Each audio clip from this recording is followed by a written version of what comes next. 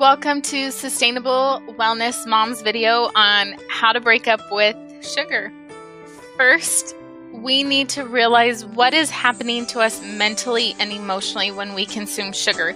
And not just sugar, but all white foods. This includes white flour, white sugar, and refined foods. There is an effect that happens every time we partake of these foods. The side effects are going to be different for each person. Some people are going to be fatigued. Some people are going to have that brain fog. Some people are just going to have some feelings of hopelessness, or they're going to feel kind of anxious. All of these things are related to refined, white, bleached foods. Tip number 2, understand your unique level of addiction with sugar and refined foods. Now, you may be feeling this dark emptiness when you think about giving up refined foods, sugars. And that is very similar to what drug and alcoholics experience as they think about going without alcohol or drugs. But I promise you, stay with me through this challenge, because if you do this, your life is going to change for the better. You're going to experience so much joy and happiness that comes from real places and not just food. Tip number 3, you need to detox. You need to break up with sugar. You need to have a reset in order to fully overcome your sugar addiction, whether it be large or small, because every time we consume sugar, there's a dopamine response that is happening. You're going to experience some detoxing effects, and that's going to be things like hormones imbalances. You're going to notice headaches, and this detox period could last 3 to 21 days.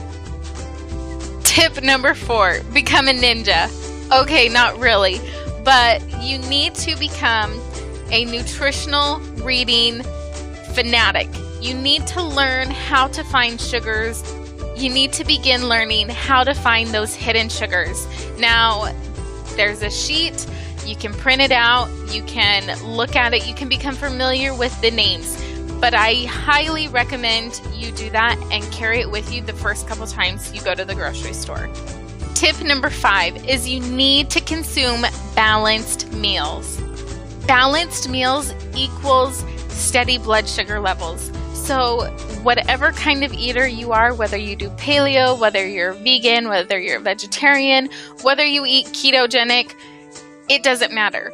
You need to have 3 components. You need to have a good source of protein, fiber, and healthy fats. Tip number 6 is heal your gut. Recent scientific studies have shown people who crave chocolate on a daily basis have an imbalance in the microbials in their gut. And we're going to be learning more about this in our next challenge. So make sure you sign up for our newsletter and follow us on our private Facebook group.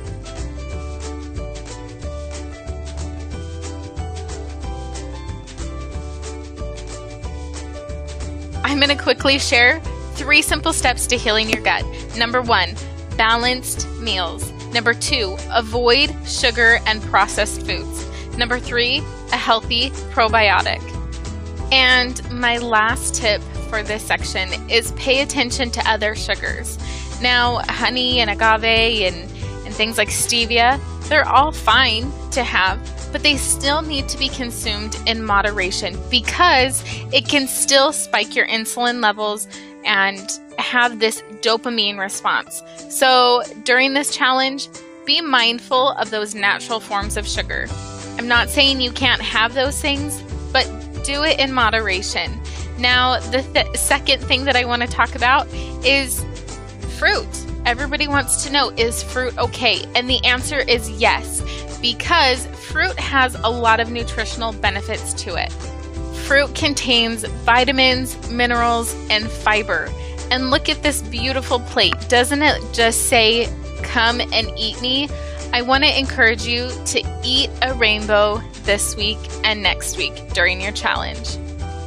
And as always, guys, I want you to keep it simple and keep it sustainable.